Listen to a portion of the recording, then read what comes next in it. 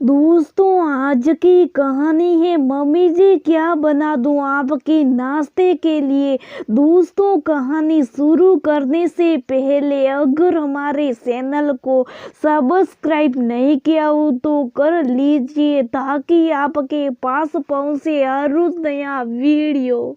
चलो शेरिया, बहुत देर हो गई बेटा, अब सो जाओ। मुझे अभी नहीं सोना, कल संडे, मम्मी पापा भी तो मूवी देख रहे। अरे खेलने दो ना उसे, पूरे हफ्ते तो हमारी बेटिया रानी पूरे रूटीन से रहती है। कल छुट्टी है इसकी, आराम से सोकर उठेगी। हाँ मम्मी, जब पापा सोएंगे तब मैं सोऊंगी। मैं कहना चाहती थी आप लोगों का संडे, मेरे लिए तो क्या संडे क्या मंडे, पर कहकर कोई फायदा नहीं। मैंने अपने विचारों को झटका और किचन में फैला, बाकी काम निपटाने चली गई। छोटे बेटे को सुलाते सुलाते 11 बज चुके थे। उसे सुलाकर ध्यान आया सुबह के लिए राजमा तो भिगोया ही नहीं। किचन की तरफ चली तो सोचा पापा बेटी को जागती चलूं।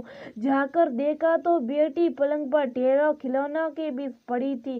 राजेश टीवी के सामने सोफे पर सोए थे। नींद से आंखें बोझिल हो चुकी थी, पर बेटी को ऐसे कैसे छोड़ देती। धीरे धीरे बिना शोर किए सब खिलौना बैग में डाले, बेटी को सही से लेटाकर चादर उठाई, राजेश को उठाया और बिस्तर पर सोने को कहा। वो नींद की बेहोशी में दम से बिस्तर पर गिरे और बड़बड़ाते हुए बोले, नाश्ते में मसाला इडली और लंच में राजमा बना लेना। किचन में पहुंची, राजमा दाल चावल सब भिगोए, बेटे की दूध की बोतल भरकर रखी। सोते सोते घड़ी पर नजर डाली, 12 बज चुके थे। बेटे को सोए हुए 1 घंटा हो चुका था। उसे सुशी करवा कर वापस लिटाए, दूध पिलाए, फिर नजर घड़ी पर गई। अचानक जाने कैसे आंखें गीली हो गई। माँ की याद आ गई। माफ कर दो मम्मी, आज खुद को देखती हूँ तो आप याद आती हो। फिर से शनिवार की रात से लेकर रविवार की रात तक परिवार की ख्वाहिशों को पूरा करने में जी जान से लगा जाती थी। तुम कभी किसी ने नहीं सोचा कि संडे को किसी को ऑफिस कॉलेज या स्कूल नहीं जाना तो थोड़ा आपकी मदद कर दी। आपका भी संडे होना चाहिए था मम्मी।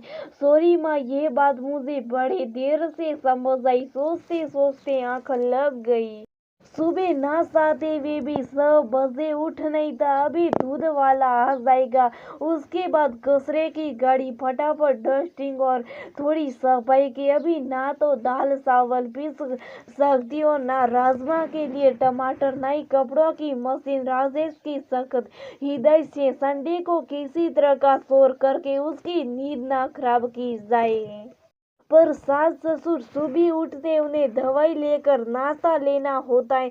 मम्मी जी क्या बना दूं आपके नाश्ते के लिए? बेसन के चीले बना दो, हम जरा वो करके आते। जी इतना कम मैं वापस किचन में जुट गई। 9 बजे राजेश के उठने पर फटाक से मशीन चलाई।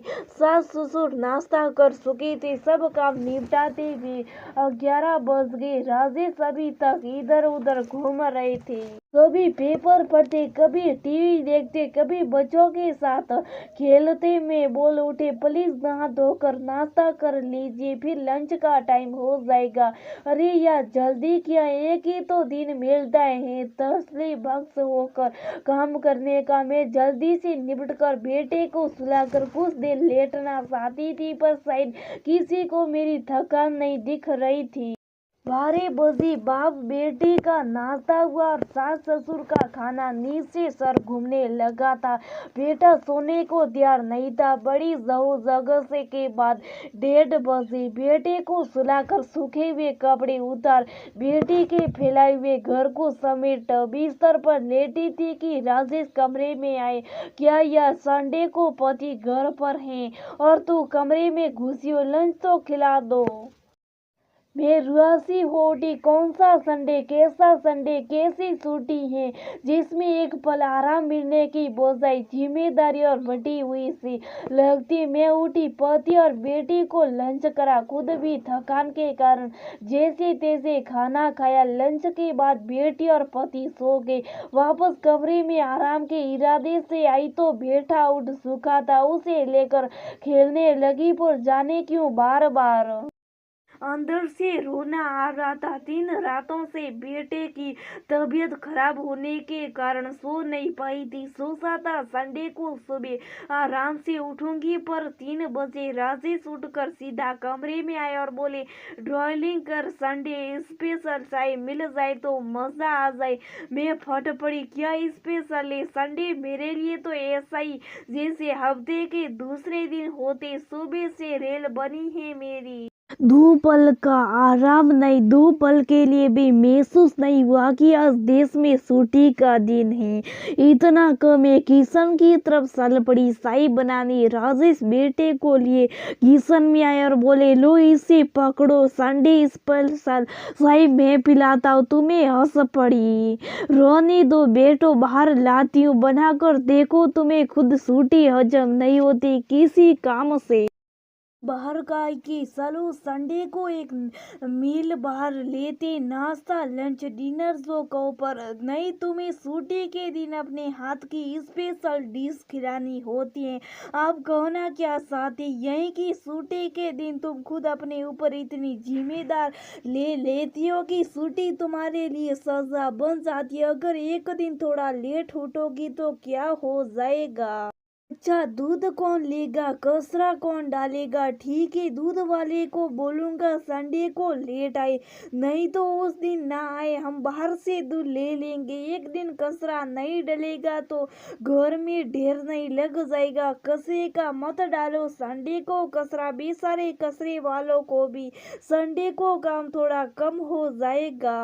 अच्छा, और मम्मी पापा का नाश्ता? मेरी प्रिय पत्नी वो 8:30 बजे नाश्ता करते, तुम 7:30 बजे भी उठोगी तो तैयार कर लोगी, और हम दोनों तो 9 से पहले उठते ही नहीं। हम बात तो तुम्हारी सही है जी, मेरी बात बिल्कुल सही है। दरअसल ये काम का बोझ नहीं, काम को लेकर तुम्हारी बेचैनी या कहूँ कि तुम्हारी एंग्जाइटी है जो तुम्हारी संडे की छुट्टी खराब कर देती। क्या ये जरूरी है कि रोज तुम्हारा काम 12 बजे खत्म होता है तो संडे को भी 12 बजे में खत्म हो? नहीं, ऐसा जरूरी तो नहीं, पर मुझे लगता है जल्दी काम खत्म होगा तो तुम्हारे साथ पूरा छुट्टी का दिन बिता पाऊंगी। आई वे मेरी रोमांटिक पत्नी, तो ये है असली बात। चलो इसी बात पर आज डिनर बाहर करेंगे तो रात तक तुम्हें कोई काम नहीं करना।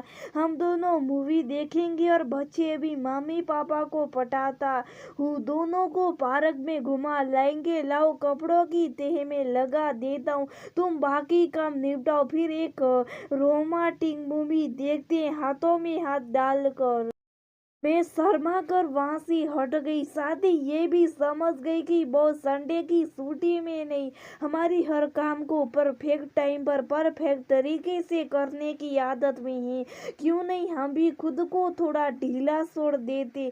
छुट्टी के दिन जरूरी है वो सब काम जो रोज करते संडे को भी करे। मत धोइए एक दिन कपड़े, मत करिए एक दिन गहराई तक सफाई, मत बनाइए 50 डिश। खुश रहिए कि पूरा परिवार आज पूरे दिन साथ है। केवल परिवार को एंजॉय मत कराइए, खुद भी एंजॉय करिए ताकि आप भी गा सके। शनिवार रात की मुझे नींद नहीं